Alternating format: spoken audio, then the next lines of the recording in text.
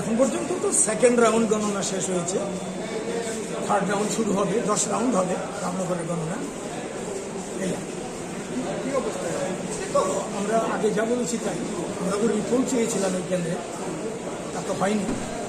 স্বাভাবিকভাবে যারা ভোট দিয়েছেন তাদের ভোট, যারা ইন্ডিয়া মঞ্চের পক্ষে ভোট দিয়েছেন সেই ভোট গুনতে এসেছে। এটা মানুষের যতজনই পেরেছেন বাধা বিপত্তি অগ্রাহ্য করে দিয়ে ভোট দিয়েছেন সাহসিকতার সঙ্গে। এখন জাস্ট সেকেন্ড রাউন্ড, আমি তো বলার সময় আসেনি। অভিনন্দন জানাই তাদের যারা দিতে পেরেছেন, বাকিটা ওয়েট করে দেখি কি হয়।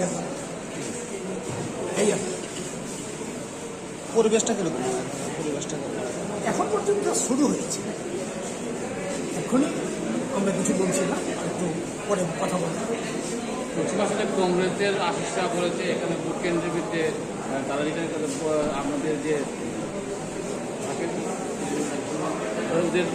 বের করে দেওয়া হচ্ছে, এটা উনি যেটা বলেছেন এটা আমি দেখিনি।